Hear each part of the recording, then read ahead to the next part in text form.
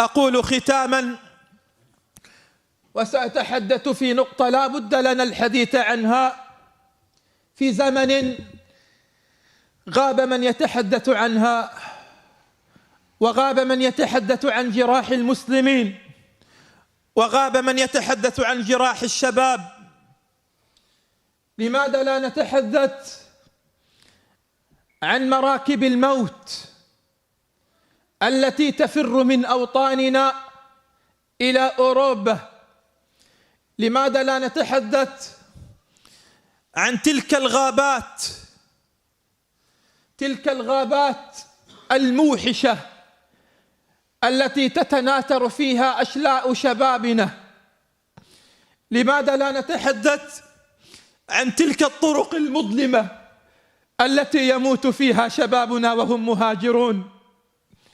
هؤلاء الشباب الذين كانوا ينشدون في الصبا موطني موطني، هؤلاء الذين كانوا ينشدون في الصبا بلاد العرب أوطاني، فكبروا وشابت رؤوسهم وهم في الشباب.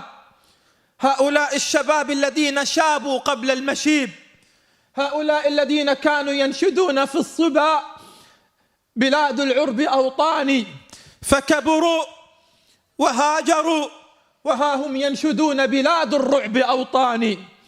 ارحموا من في الأرض يرحمكم من في السماء، ارحموا من في الأرض يرحمكم من في السماء.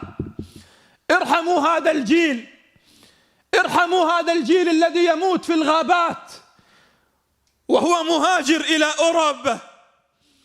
أين الأغنياء؟ وأين حكام العرب؟ وأين أصحاب النفوذ؟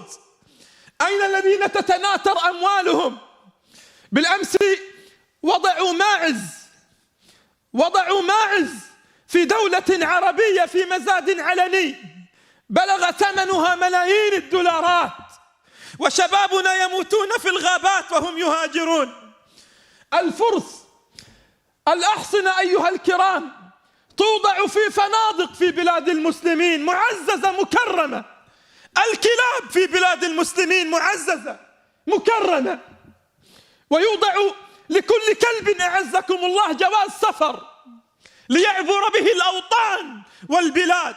أما شبابنا فيموتون في البحار، أما شبابنا فيموتون في الغابات.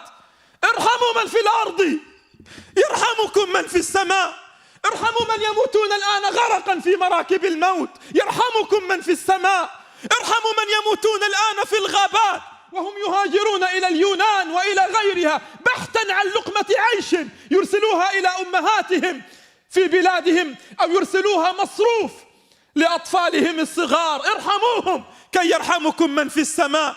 ارحموا من ضرت بهم الفتن ليل نهار وهم يرون الفتن أمام أعينهم ويقبضون على دينهم كما يقبض المرء على الجمر، كما يقبض المرء على الجمر.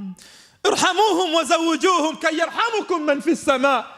يا أصحاب البنوك، يا أصحاب المرتبات العالية، يا أصحاب الغنى، يا من تعدون الأموال ليل نهار، يا حكامنا، يا من إذا أراد الواحد منكم أن يمرض، إذا مرض الواحد من حكامنا فإنه لا يتعالج في مستشفيات وطنه، لأنه يعلم أنه لم يؤهل المستشفى أصلا ليعالج به هو، فكيف يعالج به ابن بلده وابن وطنه؟ فيذهب للعلاج في أوروبا على حساب الشعب. ارحموا من في الأرض يرحمكم من في السماء. وأقول كلمة أخيرة أيها الكرام لهؤلاء الشباب الذين يهاجرون أو لمن يفكر في الهجرة إلى أوروبا وإلى غيرها. أقول أيها الكرام، أقول أيها الأحباب، لا تسلموا أنفسكم لأهل الكذب والنصب، لمن يأخذون منكم الأموال وآلاف الدولارات ثم يدفعون بكم إلى الذئاب لتنهشكم. نحن لسنا ضد أن تبحثوا عن لقمة عيشكم، لسنا والله ضد أن تسافروا، ولطالما ذكرت أن الذي يسافر من أجل لقمة عيش أهله لا من أجل الفتن ومن أجل الدنيا والنساء فهو في سبيل الله، وذكرنا حديث ذلك قبل هذه المرة. ولكن أقول أيها الكرام، أنتم والله، أنت أيها الحبيب أيها الشاب، أنت غالي عند أهلك، أنت غال عند أمك، أنت غال عند ولدك. أعلم أن الحياة هنا صعبة، أو الحياة في أوطاننا العربية صعبة، ولكن موتك عند أهلك أصعب.